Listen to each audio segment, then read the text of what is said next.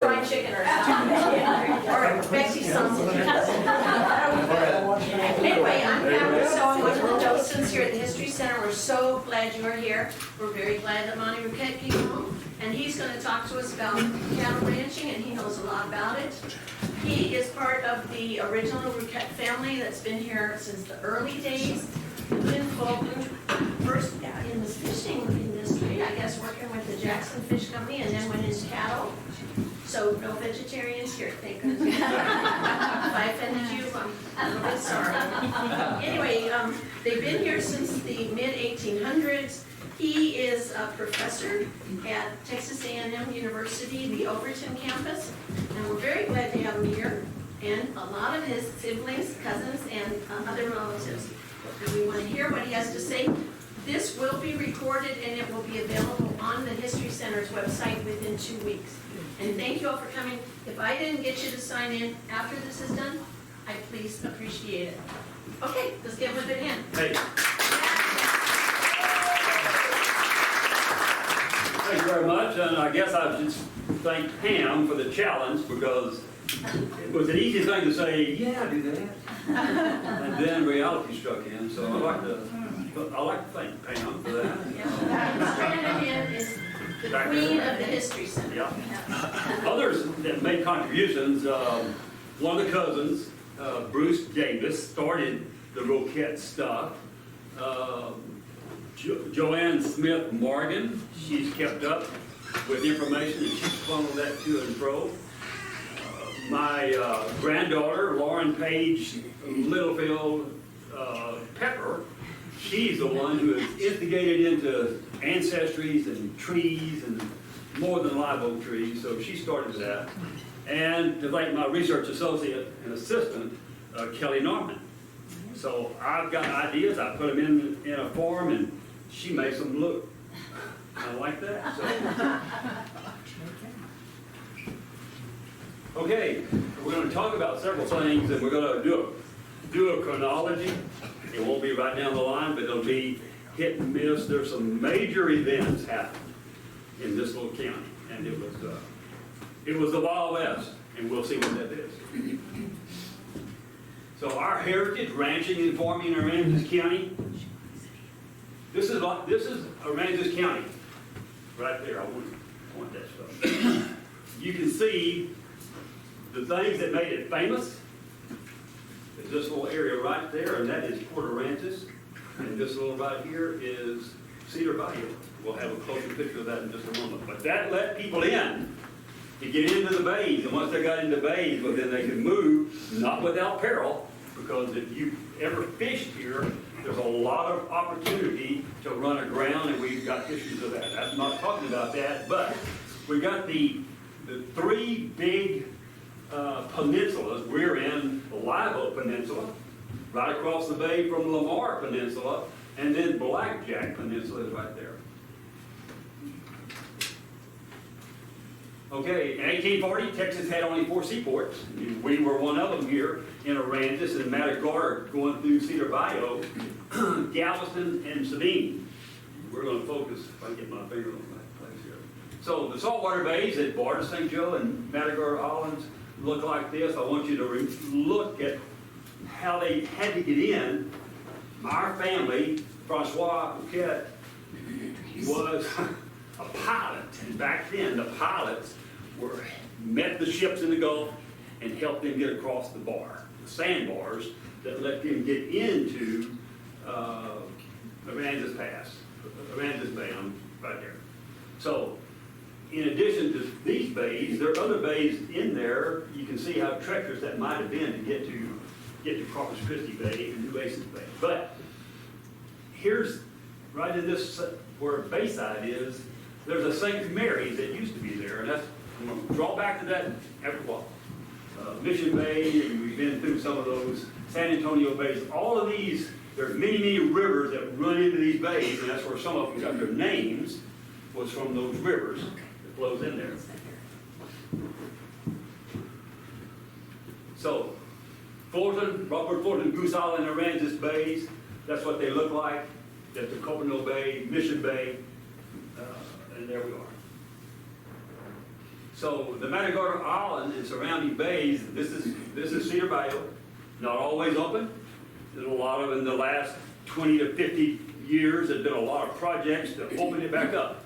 It would open, every time there's a storm it would close, and it would open up again, but it's closed. And in this San Antonio Bay, the San Antonio River runs into that. And I need to hustle here because there's Cedar Bayou right there. Now, I guess there are legends, but Jean Lafitte was a pirate, and one of the things Jean Lafitte liked to do was have those that were trailing him to follow him. It was a really good maneuver. They would follow him and get in. If they got stuck in Cedar Bayou, he'd wait and go back and get the ships. Or if he got in there, if they got in here, then they would still be subject to run the ground. And that was how he then got the gold, allegedly, that is very allegedly, on Blackjack Island, Blackjack Peninsula. Do you have that spot on your map? I had it. I had it, but I'm not sharing that today. So, Aransas, The Life of a Texas Coastal County by William Allen and Sue Hastings Taylor. Does anybody know about that book? Does everybody know about that book? If you don't know about it, you need to get it.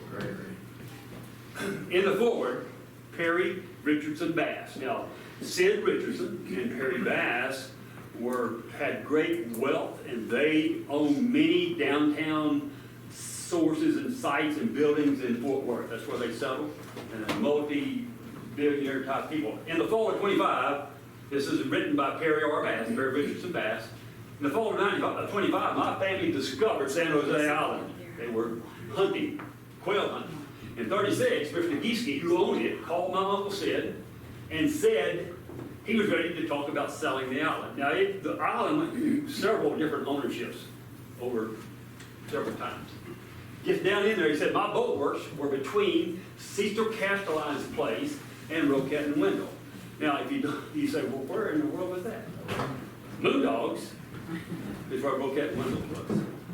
The Castellans is right on past that, about several hundred yards, several yards. And in between that spot of Rouquette, Moondogs, Rouquette and Wendell, and Castellans was Rouquette and Wendell, brother-in-laws.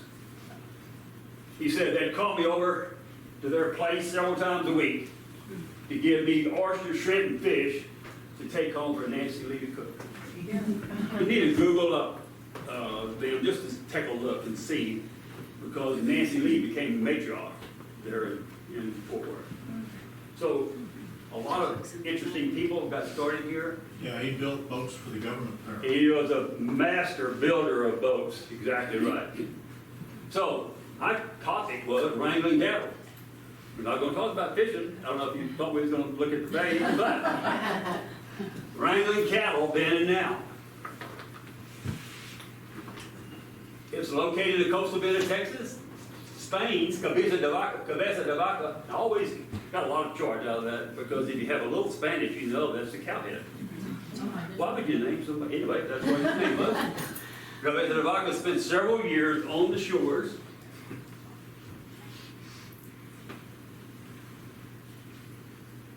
The Spanish ship Captain Pineda charted the Aransas shoreline bays and sailed south and named Corpus Christi. LaSalle mapped parts of Aransas, his 300-year-old ship. If you remember back not too long ago, could have been 30, 40 years, his ship La Belle was found in Matagorda Bay. Now, LaSalle, I don't want to give you too much of this, you can read yourself. LaSalle went into Matagorda Bay, and they were going by land, and if you just think about how marshy that some of these lands were, that's what they faced. They faced rattlesnakes and this and that, and LaSalle's men didn't like that, so they decided they weren't going to make another trip back in there. They also had the Karankawa Indians, who were cannibals, and it was all a little bit of history, a little bit of difficulty, so whenever LaSalle went to check on his men, one of them killed him, and the rest is some history there. Francis Barringer was the first European explorer to map the natural pathway of Aransas Pass and Cedar Battle. Pirate Jean Lafitte was superior navigator and supposedly buried treasures. I do have part of that map. Treasures of gold on Blackjack Peninsula. During Texas Battle for Independence, General Santa Anna's brother-in-law, General Coss, sailed into Aransas and Copano Bays with munitions and supplies for the Battle of the Alamo. What he's looking for one of those rivers to take him in, whether it be the San Antonio River that ran to San Antonio where the Alamo was, or one of the other rivers. That's what he was looking for, to give munitions to Santa Anna. Zachary Taylor camped in Rockport with young officer Ulysses Simpson Grant before starting on the long Taylor Trail to fight the Mexican War. The first American flag in Flower, Texas was raised at the southern tip of San Jose Island. Cattle are not native to the Americas. Buffalo were. But they were brought here by early explorers and settlers. The earliest cattle drifted into Texas from Mexico. And in 1731, many missions established in the East and South Texas East and South Texas, and the cattle were the source of food for missions enforced between San Antonio and Nacogdoches. In 1750 to 1800, Hernan Cortez imported Spanish cattle into the South Texas grasslands. Now, imagine back then, mesquite was not here like it is today. It was major grasslands. The mesquite came in as one of the problems or one of the consequences of overgrazing, overstocking. Here it comes in, they would eat the mesquite bean, bring it in, defecate, popped it, here we go. That started. In 1800, more than 50,000 head of cattle drowned on Padre Island due to storm surge. And there's a lot of those cattle that we don't have any history or accounting that drowned on those islands, and that happened to be Padre Island. In the 1850s, where vast cattle herds exceeded the market for meat. With no market for beef, no shipments left out of Rockport and Ford. In 1800, Longhorns were the first cattle that increased in numbers due to their hardiness, resistance to most diseases and pests, and good forages. And I promise you, those Longhorns back there did not look like this. We have a method of scoring animals' body fat. And the body fat condition runs from 1 to 9, 9 being very obese, 1 being emaciated almost like death. These cattle here would be scoring a body condition score 5 or 6 in general. The cattle that were back then were scoring 2s and 3s. So they roamed both sides of the Rio Grande. In 1830, the Longhorn population in Texas was estimated about 100,000 head. Texas Revolution War of Texas, and I'm jumping back and forth so you can see some of the dates in there. 1835 to April 1836. The Battle of Gonzales, the famous, the Mexicans wanted the cannon, they said, come and take it.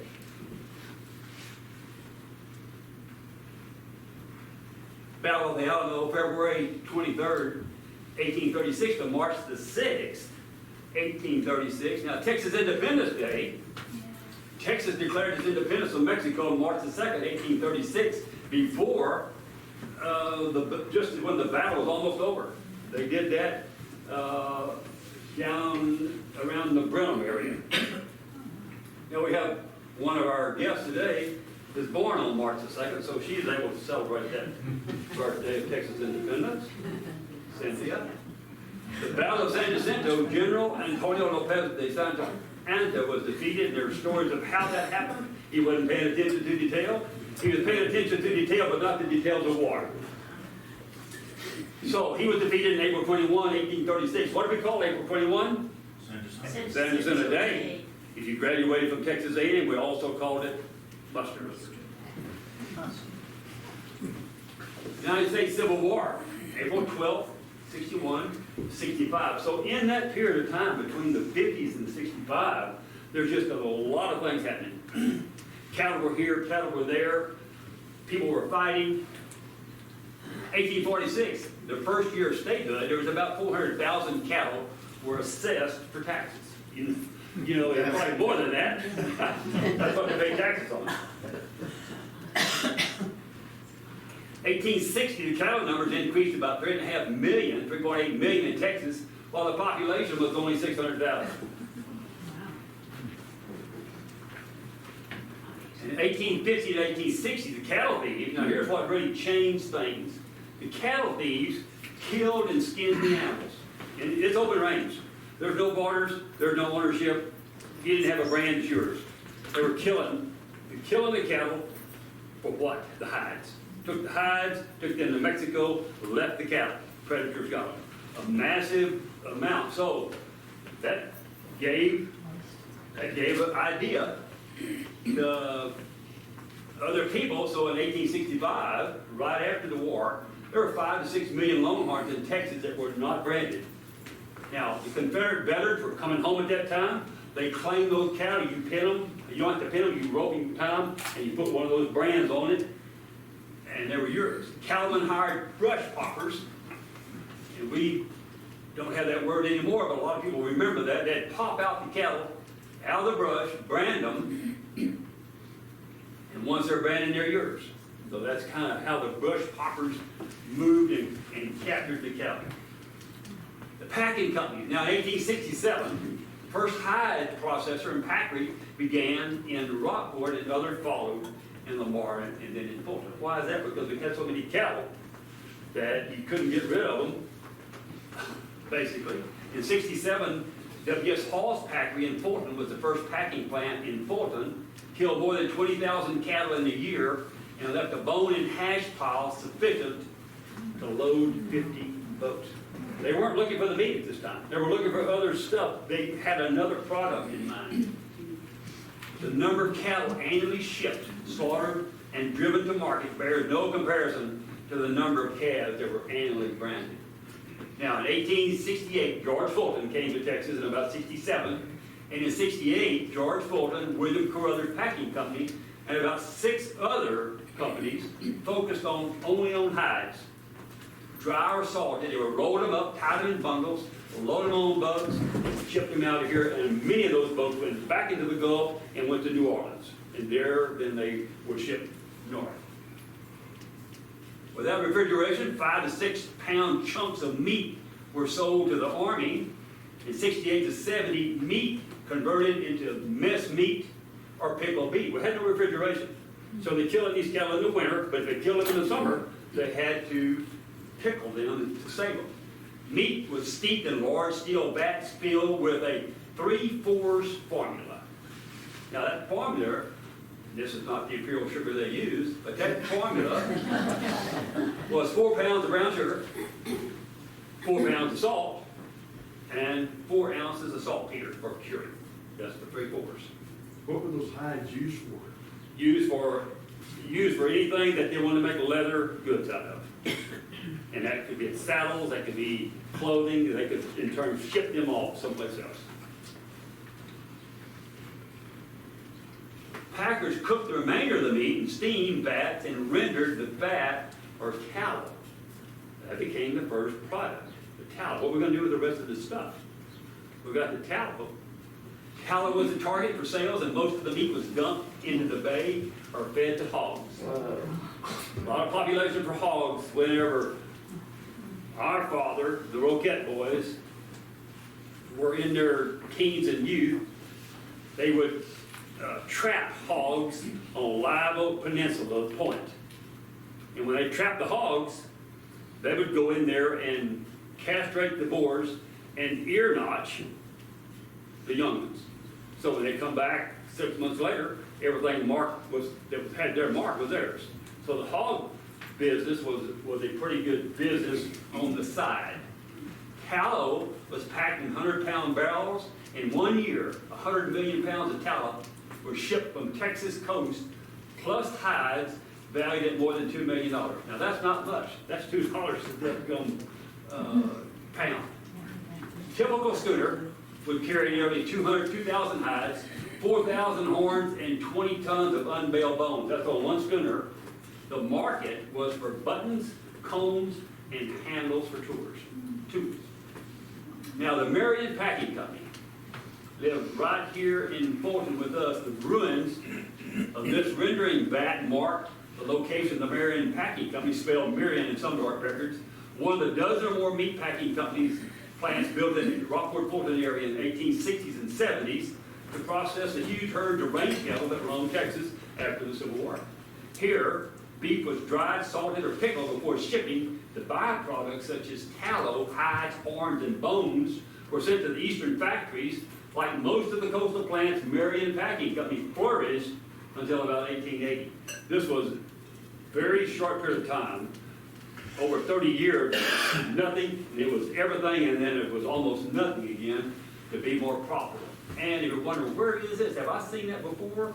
Yes, if you've been to Fulton, down one of those roads, you've seen this, and this was what they made that of. It is rendering vat made of shell creek. Looks very much like the pillars that was holding up the house that our dad built in 46, piers and beams. So the piers were made out of something that looked like that. Now, what's that house? That's right across the street. And that's where our great-grandmother, Mary Elizabeth Simpson, lived. That's not the house. The house blew away, I think, in Carla, 61. Somebody correct me on that. I believe that's correct. Then built that, sold that. It's right, catty-corner right across, and that's the closest of that. They would drive them up the Chisholm Trail. Where do you think that started? Well, it started right there in Rockport, in many places, and went on up into those other towns. So there's major towns and rivers flowing. This Sabine, the Sabine is nearly in East Texas, so that's the size and scope of that. The packing companies in Fulton, Cushman's Packery, was located on Fromage Island. When I was a young man here, there was a guy named Peg Leg Jim. Now, Peg Leg Jim's last name was Fromage. Now, I don't know if Peg Leg Jim reaped any of the benefits, because when they sold Fromage Island, which is now Key Allegro, I'm sure that was a good, healthy buy. So once you're killed at Cushman, they had a spread of horns 9 feet wide. What's 9 feet wide? It's from here to that wall. Wow. So when they killed it, they mounted it and sent it to who? Ulysses Simpson Grant. Why him? He had been here with Zachary Taylor. They were buttered up. Brown, or what? Hammond Ham Smith said, you could go buy a packery and cut off a chunk of meat and take it home. No one cared. It had so much of it. That wasn't the target. And when tallow and lard was rendered, you could fill a 50-pound can and take it for free. It had so much of it. Piles of discarded animals filled a 5-square-acre hill, that's it, off Fromage Island. The spoiling beef stank and attracted hogs, coyotes, and seagulls. And you can only imagine what that was. Sharples and carpenters salvaged the decaying cattle carcasses, used them to make a fertilizer top product, and shipped it north. Entrepreneur. Soon, other packing companies began to pop up in the Rockport, Fulton area between 68 and 82, and that's just some of them there. What the situation was, there was a market for it, and there was no inspection. Today, anytime we kill beef, it has to be USDA inspected, because we, in America, we want 2 things out of our beef. We want healthy, safe food, and we want good tasting quality. So we're all about safety and quality. Not that you were after a product that wasn't necessarily the beef. So in 1869 and 70, the county seat was moving around in places trying to establish where would this county seat be. Well, it was in Refugio initially for Aransas County. Well, they're just out of Aransas County now. They moved to St. Mary's. I pointed out a while ago for you. St. Mary's on Copano, and then later moved to Rockport. A lot of politics and where the county seat should be. Well, here it is, now in Rockport. Numerous packeries in Fulton had semi-weekly shipments by steamships to New Orleans. Now, how do they get out of here? They all get out through Aransas Pass, cut. In 1775, George Fulton organized a ranch of about 115,000 acres across Aransas, San Patricio counties with partners the Colemans and the Mathises. Company was called CMF. The partnership purchased 274 brands of cattle. Because everybody was branding anything they could catch. They purchased those brands, and now all those brands became theirs. The CMF shipped about 105,000 full-grown cattle from Fulton to New Orleans, and that's just one example. They were shipping them as it moved later into the years. Then they were shipping grown cattle as opposed to meat. 72 to 78, as many as 6 ships could be tied up to the wharf at Rockport. And when you think of Rockport, you say, where did they put them with all those sailboats down the top? It wasn't there. They picked Rockport because it's a natural deep port. And cattle were loaded right about where the seashell shop is. That was a place of loading cattle. They had that when I was a young man. Some of you who don't want to admit your age, but you were a young person, that's where cattle went out to go to San Jose Island. So, they paid them in bags and barrels of silver, which was referred to as bland money. There was so much silver, no one counted it, but you just weighed it out. You didn't do that here. In 1871, George Fulton received a state charter for the Rockport, Fulton, Laredo, and Mexican Pacific Railroad, but the project never had enough funds and never got off the ground. So that railroad didn't make it. But in 1888, there was another railroad that came in, and that train arrived in Rockport and extended to Live Oak Point. Live Oak Point pointed that out on the edge of the peninsula. Just a sidebar, back when our father was shrimping, there's a location right off the causeway. If you're going to Lamar, off the causeway, about where the old drawbridge was, there's a place out there called the Hole, H-O-L-E. And that water in Aransas Bay was 8 to 10 feet, but in that hole, it was about 15 feet. What's important about that, personally? Dad shrimped in a 34-foot boat, shrimp boat. A lot of people have a 34-foot fishing boat. This is a shrimp boat named Polly Sue. Mother Polly, favorite daughter at the time, only had one.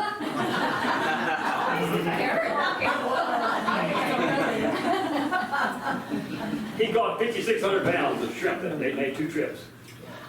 I mean, he sacked them with 34. He had to make 2 trips because he had about to sink his boat. First train arrived in Rockport extended to Live Oak Point. Rockport's water transport heyday was coming to an end right there about 1890, and the tourist era was beginning. Now the Mercers, Robert A. Mercer family settled on Mustang Island in 1885. Established Elmore Rancho and stocked it with cattle and sheep. Mercer and his 2 sons, John and Edward, became boat pilots and assisted vessels across the bar.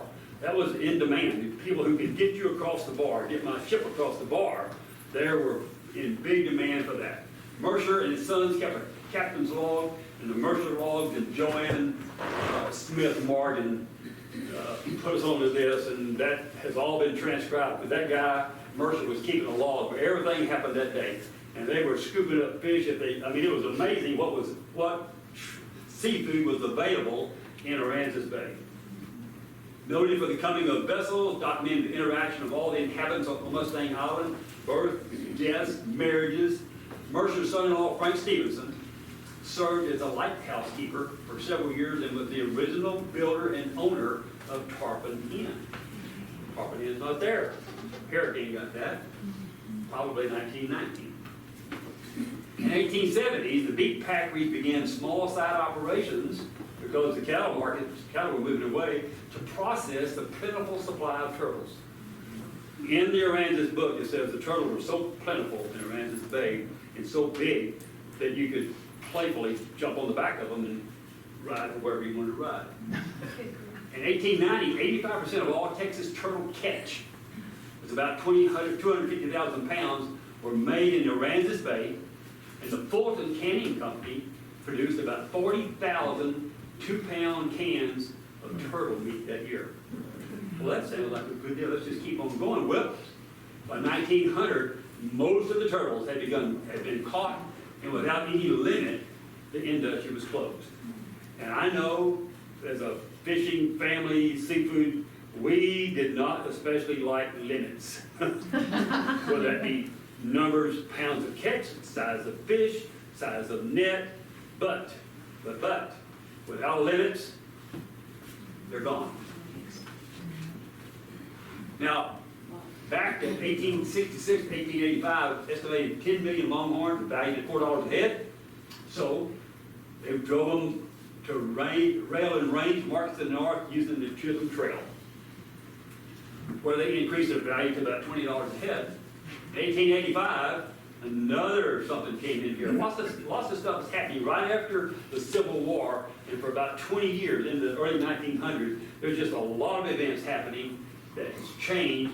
And I promise you, those longhorns that were going for, they were not a body condition score of 5. They were much less than that. But fenced pastures emerged, cattle drives of longhorns declined, and eventually disappeared from the cattle industry. The good, tangled history of barbed wire, the good was that first patent of Joseph Gilling Ridden of DeKalb, Illinois in 1874. His original double-strand design, the Winter, is the best-selling barbed wire of all time, still using something that looks much like that. In the late 1870s, John Warner Gates of Gooden's company began to promote barbed wire in the luxuriant markets of Texas. Gates touted the Winter as it's a good slogan: light as air, stronger than whiskey, and cheap as dirt. At first, met with opposition under the unwritten law of the open range. Texas grass and water belong to all and can be freely used by livestock. There's no limit. There's no boundaries. Eventually, the potential was recognized as it would allow ranchers to selectively breed their stock by fencing out strays. Therein was the beginning of improvement of the cattle herds, and also the beginning of land management and grazing management to try to protect and then build on that. The bad, the drift fence wire strung along the south end of a ranch to prevent the drift of cattle during the winter. Caught between instinct and the wire, cattle piled up against drift fences and froze by the thousands in the big die-offs of the 1880s. And that is in northern parts here, not in South Texas, but part of where the fences were. The vicious wire with razor-edged barbs, and you can see that we're not frightened of that could gash and cripple. Too dangerous for the range, and later made a comeback on modern battlefields. The ugly. Soon barbed wire fences were everywhere, and the small cowman was the victim. The open range was gone. Well, he wasn't a cowman. He was just a cow dealer. He wasn't a husbandry of any kind. He was just taking advantage of the situation. Barbed wire remade Texas. Once an empire of grass and cattle, Texas slowly became a patchwork of ranches and farms, stitched together by miles and miles of wicked-looking wire. So, that led 1868 to 72. 4 packing plants were built in Kansas City, not the packing plants along the coast. These were different packing plants. Killed up to 1,000 cattle and 3,000 hogs per day. Closed in 1991. This ended the long cattle drives. Chicago Union Stockyards, 65 to 1971, one of the longest one. 1890, they fed aged longhorns at Brownwood, Texas. Now we know today you can't feed old cattle, economically. So that's what they started doing. 1900 to 1910, cattle feeding became prominent in Chickasaw, Oklahoma. 1910 to 12 began feeding young cattle, and that's where they finally moved into feeding young cattle to get better efficiency of feed to gain. And that's the market.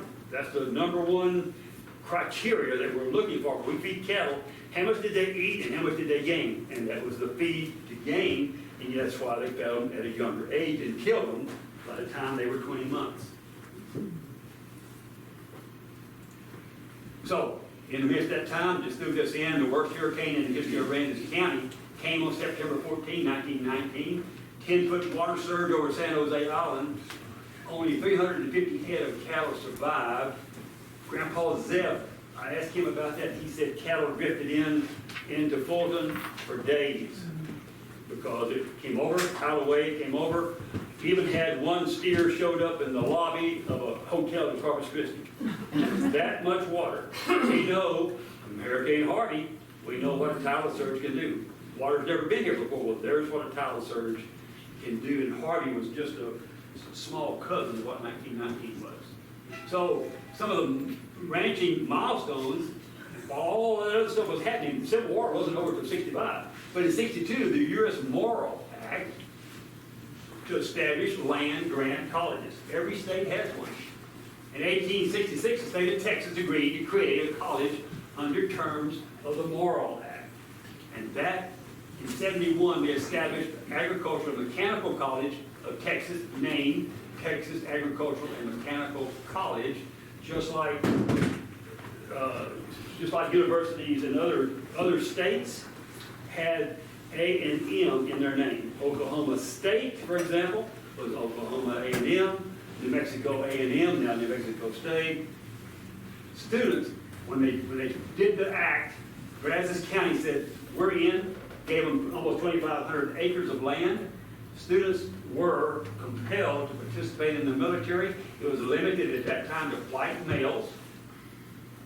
That's the way it was. 1876, instruction began at Texas A&M College. In 1963, renamed Texas A&M College to Texas A&M University. They took out what the A for agricultural meant, and they took out the M for what mechanical meant, and it just became A&M University. Military service was optional. African Americans and women were allowed admission. He said, how can that happen? 1963 is when that happened. General Earl Rudder was the one in charge of, if you remember Normandy, that's where General Earl came from. He came from Brady, but he was in that war. He was in charge of Texas A&M. The Texas Agricultural Experiment Station, I'm having trouble with my finger.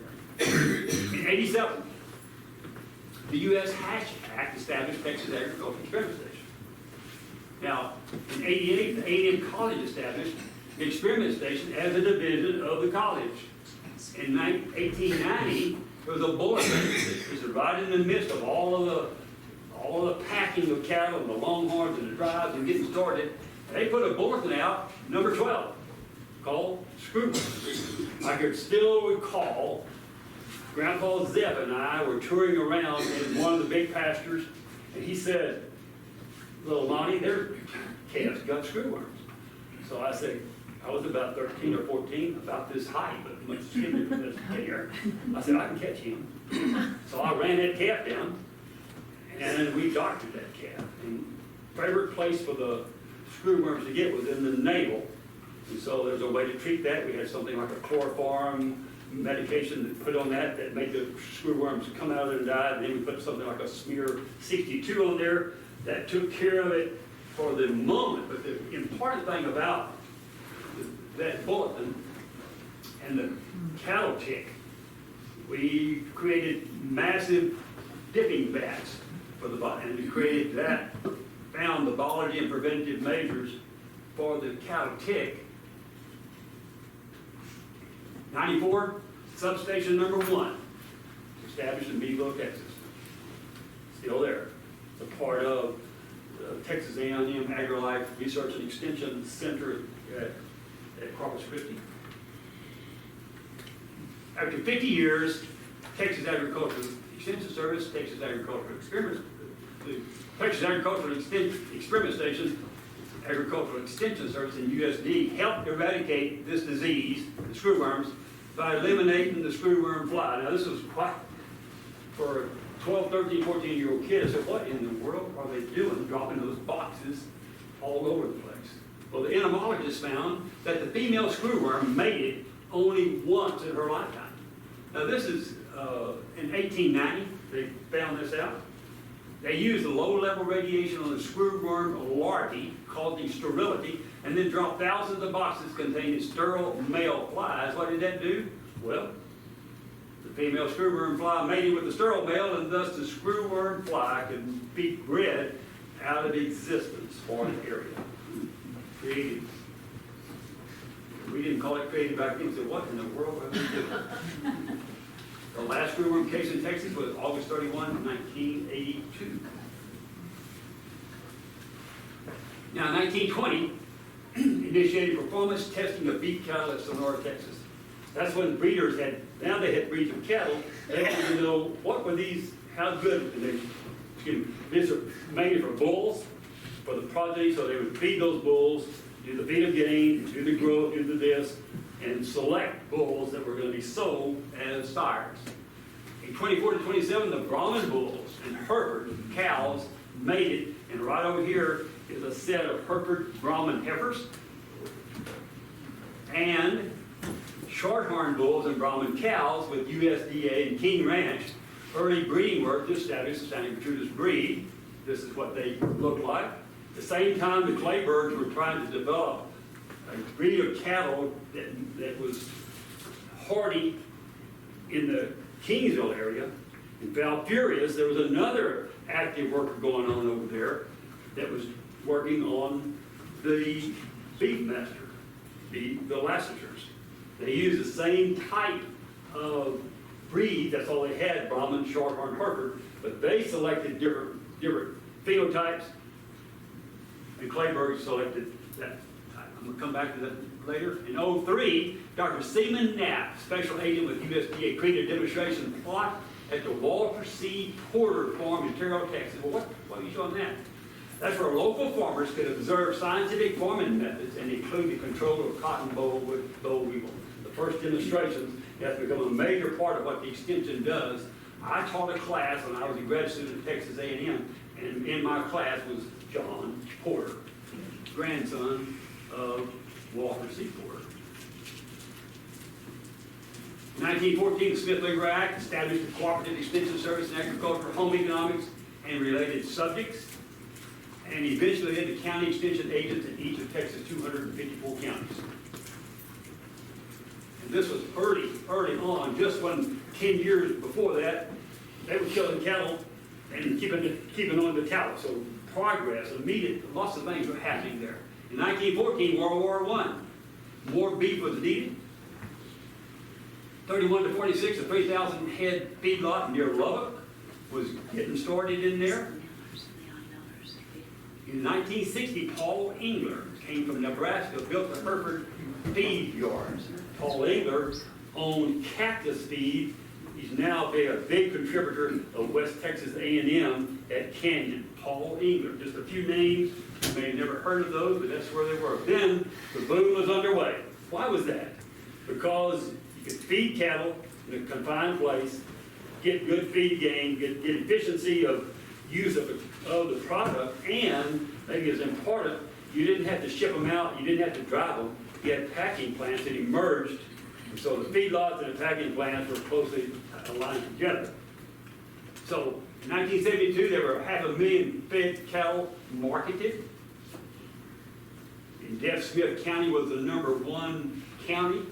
Cattle and calves on feed for the slaughter market in the United States for feedlots with a capacity of 1,000 head or more, total 11 million head on July 1st of this last year, this year. 11 million head on feed.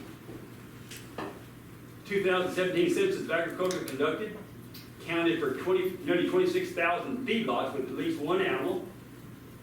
Now we're in the business, 700 operations with 25 head or more. Feedlots with 1,000 to 2,500 cattle and feed total was 645, and those with 500 total 1826. So 22,000 feedlots with fewer than 500 head, that's just some stats.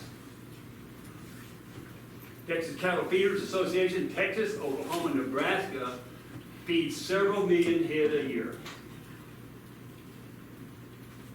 The Texas Beef Council is building beef-loving communities by engaging consumers, chefs, health influencers, and more with demand-driven programs. We work to bring Texas to the table over a shared love of promotion, research, and education. Now, if you're a vegan, you don't have to listen. If you're not a vegan, what steak is that? Ribeye. That is the ribeye.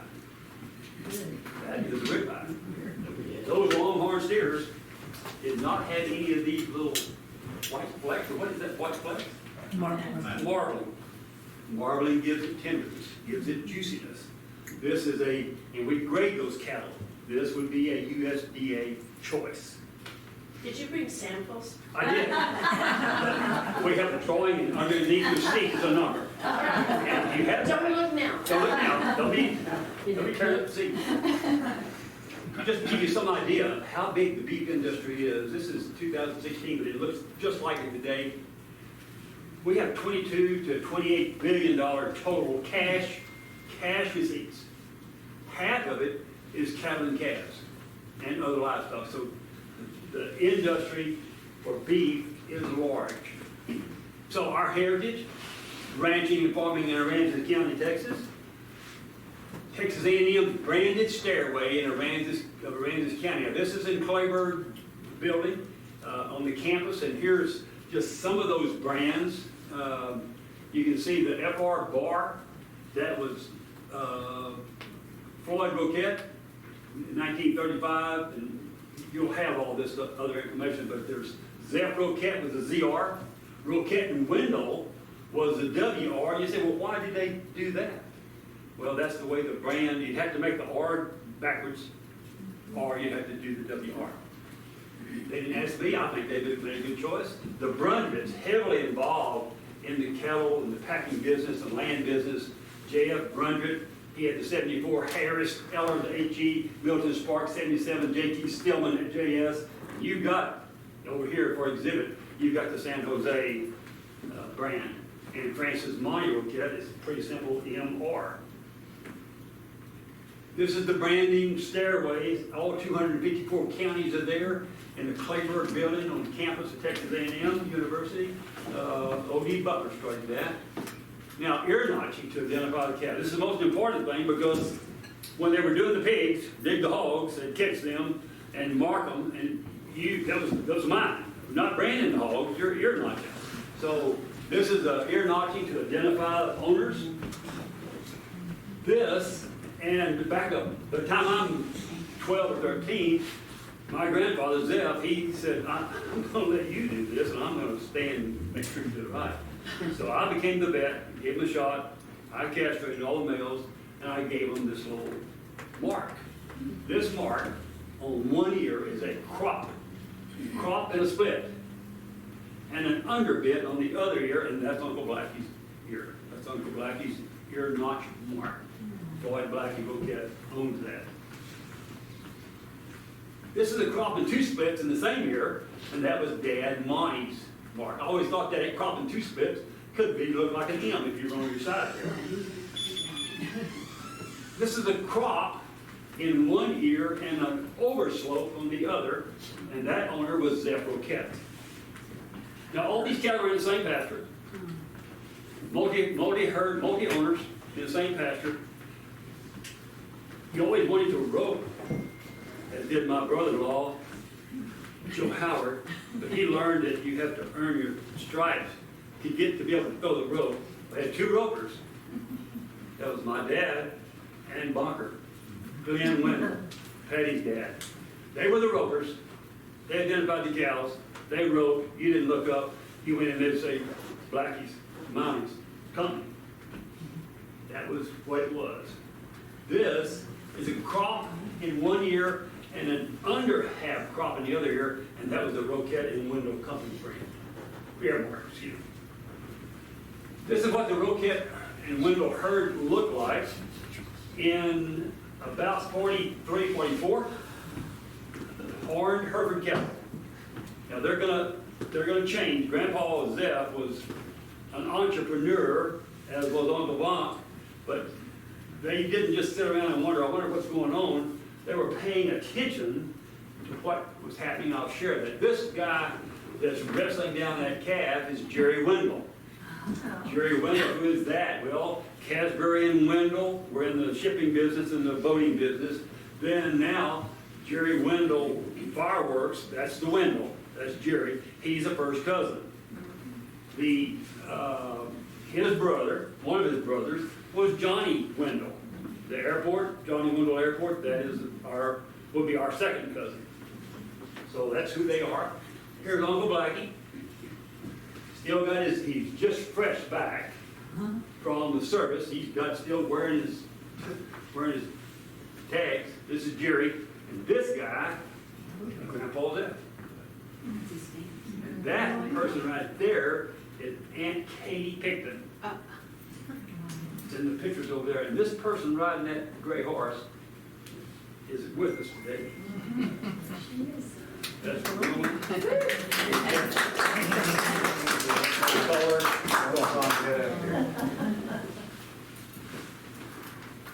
This is the lineup. This is a picture pose. Jerry's on the end over there. This is Wanda Sparks, Monte Rouquette. Uncle Blackie. This guy was somebody, I don't know who, Mr. Henry. This is Jack Sparks, and this is Russell Simpson. So those are all people, whenever there was a working to do, Grandpa and Uncle Bunk called them together, and they showed up, and guess what? They didn't get paid, but they just had the enjoyment of being a part. Here's Uncle Blackie, and there's Aunt Katie, and there's Blondie riding that horse right there, and there's Genevieve and Aunt Wanda. Now, Raymond Cattle then and now, finally getting to the time of the talk. I had to give you some introduction to get you. Then it doesn't just happen. I mean, there's a method to the madness on all this. Texas is divided into vegetational regions, and there's 10 of those vegetational zones. Texas A&M, Texas Agri-Life Research and Extension, has a center in each one of those locations. I'm located there. The Beeville is located right between off the Gulf Coast and marshes and right in the south edge of the South Texas Plains. So this is us at Overton. We celebrated our 50th, it was established in '67. You know, cattle, we know this, but cattle are kind of like kids in a classroom. They're doing their own thing. You wing them, you got them in there, start looking, mating up, seeing who's number one, number two. But the thing we've noticed is that when you go, hey! You can get their attention. They'll line up and say, okay, now what? F1 Hereford Brahman cow. I think the queen of the southeast United States, bred to a terminal sire. It happens to be a Seminole. It could be anything, but that's who that is. Calf with the Angus sire calf, and where we've gone, I showed the information on the experiment station because we have moved away from open range into evaluating cropping systems, grazing systems, cattle breeds, cattle performance. This calf, this is overseeding, and we got a lot of stuff on cover crops today. This is overseeding Bermuda grass with annual ryegrass. This calf is just about to be weaned. He weighs 950 pounds. Wow. You say, you just weaned one of those money? No, we had several. This is a little above in that top tier, but these calves have a lot of opportunities. For today, there's grass finished beef. Some of you know that. There are some obstacles there, but he fits in, or he's ready to go to the feedlot. F1 Hereford Brahman cow. It could be F1 Angus Brahman. This is a Simmental sire calf. He's been weaned, and now he is on Tipton 85 Bermuda grass to get ready to go. He's already ready, but he's gaining some more weight to go to the feedlot. Here's an F1 calf. He thinks it's mighty good out there, what he's telling us with his behavior. And the Brahmins. The Brahman cattle came into the port of Port Lavaca, the cow port. They came in there, and the Hudgens. The thing that was impressive now, Grandpa brought Brahman bulls from the Hudgens ranch. those in the early 50s. Then he brought some big, long red calves, bulls, he called them Durham. Well, they were short horns. Now, what did the King Ranch use to get build up their stuff? They used Brahman Hereford, they used Brahman Shorthorn. So Grandpa is listening to what in the world is going on and reading. So now, he never created that, but he created a crossbreeding system for trying to adapt cattle in the marshes. Not on this, but in the marsh. So, over seeding pastures, put them on annual pastures, and when these calves are weaned, and these calves come off, they are about 1,100 pounds, ready for the market or whatever. So, there's a lot of economics tied to that or not, but our heritage ranching and farming in Aransas County, John Thomas Simpson was from Greenock, Scotland. Some of the family trees over there, some of it's not. But John Thomas Simpson, who in the world?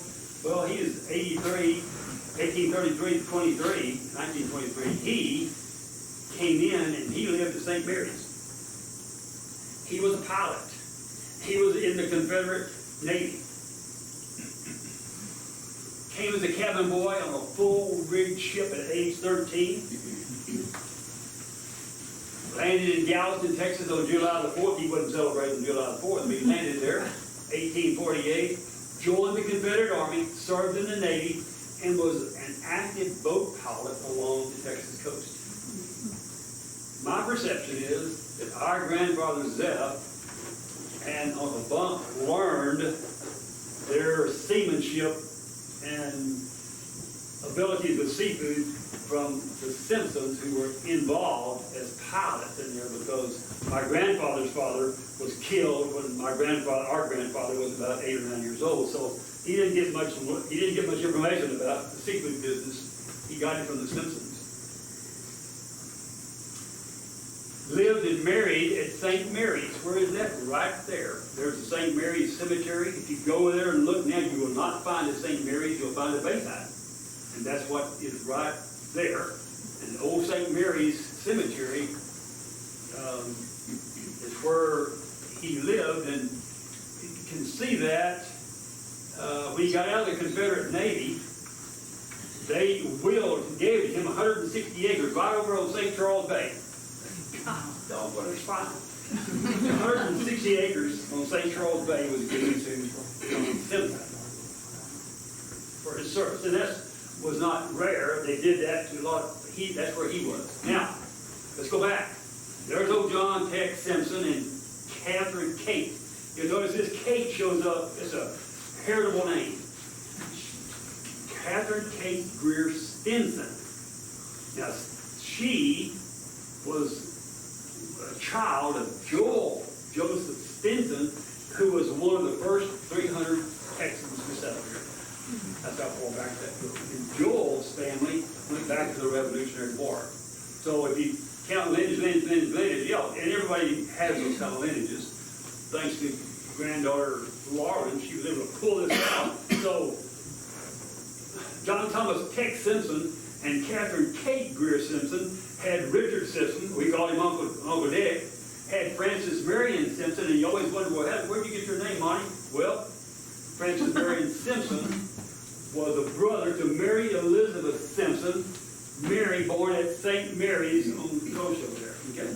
Mary Elizabeth Simpson Rouquette, Weber, Kate, we can't get rid of that name, Kate Simpson Castelline Johnson, and then John Edmund Simpson and Annie Simpson. So, Doug and Elizabeth Wilson, there's their lineage of the Simpsons. There's Elizabeth up here, Isabella, and here's John Thomas and Catherine Greer Stinson, and here's those family members I was just talking about. And over there is Mary Elizabeth Simpson, married to Francois Zephyrin Rouquette. And here's Catherine, Isabella, John Edmund, Annie, and Uncle Dick. Now, Francois, in 1762, Francois married Anne Tellier, and then they had Francois, and he married Rose Jeunesse, and then they had Francois Xavier, he married Rose Favier, they had Francois It's like, we like that name Francois. I like that name Francois. I've learned to say that. Francois Zephyrin Rouquette. He came over as a cabin boy. He was getting out of Europe because they had massive wars going on at that time. He said, you know, I don't want to draft, not that he's a draft doctor because he's only 12, 13, 14, but he said, it's got to be better. So at the same time he's getting out, earlier than that, the Simpsons got out. Now, he died on Christmas Day, 1898. Zeph Francis was born on 1892, so when Zeph Francis was only 6 years old, he was without a father. But before he died, he had these children. Excuse me, I'll get over there. Alice Virginia Rouquette, she married Warren Wendell. Warren Wendell and Alice Virginia, they're the parents of Jerry. And a list of other Jerry and Johnny and Ralph and Bill and Lynn and Yvonne. Oh, I got those. They had Grandpa Zeph Francis. See the name kind of switched. He married S.E.M. Rice. We have somebody in here that's named S.E. We had Bertha Claire Rouquette, a sister. She married a guy named Raymond Jerome Wendell. And I think these Wendells and those Wendells may be kin, but this Wendell was Uncle Bunk. His grandchildren are here, Patty. And they became the Rouquette and Wendell. Then Clara Catherine. Got that Catherine in there, Clara Catherine. She married Arthur Lee Davis and is the son of them that I mentioned earlier, Bruce Davis. He's the one who started all the writings of the Rouquette Simpson lineage. So, sorry about this, but if the tree's a tree, you just we're trying to cut this thing down. So Zeph, pulled him out of there. Zeph married Essie Mae Rice. We're going to talk about her in another year of that. But they had Francis Marion Rouquette Sr. over here. And, you know, I keep thinking it's coming from there, and I'm pointing out with my shadow. Oh, sorry. I've done that too many times. Francis Mary Rouquette married Lillian Pauline Schultz. Floyd August, Uncle Blackie, married Jane Ellen. Aunt Wanda married Jack, we call him Jack Sparks. Uncle Otis married Mildred. Mary Elizabeth Rouquette married George Washington Bowen, and got children here. Good to see you guys again. Haven't seen some of you in a while. Catherine Jeanette, there's that name. Aunt Katie, I think I spelled her name wrong, sorry, married Picton. And there's the Picton building in this Wilma May, Blondie, here. So that is part of that little lineage. And we move it over down just a little bit. So Francis and Lillian, as Francis Marion Rouquette, it was Francis Marion Simpson, and when Grandpa had his first son, he named it after his uncle, Francis Marion Simpson. Even though Francois had been in the family for 8 generations, that's not where that came from, especially. So they had their first son, Francis is going to name him Francis Marion Jr., married Charlotte Dion, Rebecca Sue, Joe Howard, they're here. Essie Darlene, there's Essie Rice. Darlene married John Wheeler, they're here. Cynthia Ann Rouquette married Royce Hitchner, they're here. Michael Zeph Roy Rouquette married Dawn. Interesting thing about the name, and I'll let my sisters correct me if I get it wrong. I don't let them correct me much. This was the last child. Mother knew that. Dad knew that. They wanted to honor Uncle Bunk and Grandpa Zeph. So Dad said, I'd like to name him Zeph Ray. And Mom said, and I'm thinking she said this, you know what? I just think that's not Zeph. That looks like Michael to me. So Dad consented. So now he's Michael Zeph Ray. That's how some of those names are. You sisters can correct me if I'm wrong on that, but that's what I thought. Piece of the family. So, the Rouquette lineage, you can take my family, I'm Francis Marion Jr. That wasn't enough, when we got married, we had a Francis Marion the Third, and there's this daughter, Monica Dion, married Mary Rice, remember Essie Rice? She showed up again, and there was a Zeph Andrew Rouquette. There's a Zeph. We have other Zephs now, but that was the first child named after the Zeph. He married Amy Regan. They got Colton Michael, and then when you go down there, Francis, we have a Francis Marion the Fourth. We didn't call him Quattro. His mother wanted to call him Canner. That's what they call it. He's had Francis Marion the Fifth. I wanted to call him Cinco. Sometimes grandpas don't get the name. But here's the lineage runs across there with their children. The Monica Dion and Todd Dale had these two girls. Lizzie married Casey. Lauren, she's one who did a lot of the work on the family tree. And then there's a kid here born on July the 7th, and let's just name him 7. So we did. They did. Whoops, one more name up there. I don't know if I can get back or not. Anyway, the Zeph Rouquette had a Lillian Reese, and that came from Lillian Pauline. Rebecca Sue, they're here, and Joe Howard is here, and Carrie got a whole lot of kids. She brought some of them, but you couldn't give them. Here's those kids, Cade, Caroline, they're messed up here. They should have spelled that Kathleen with a C, but you got a Kate here, and Colton, and then Kelly Sue and David are over here with Carson, Zach. Carson's. It's Lillian, Kathleen. Who are they? Carson, Taylor, and Kate. Get your Lillian in there. And they have Jackson. So don't want to bore you with all those names there, but John and Darlene, they're here. Essie, Darlene, and John Fletcher. John Fletcher 2 and John Fletcher 3 is in there. Mindy is married to Kirk, and they had Carol and Claire, and John Fletcher is back there in the back. He's got 3 girls. And then Katie, that's Kate James. She has 3. Now, the thing about this, Darlene has an equal number of boys and girls.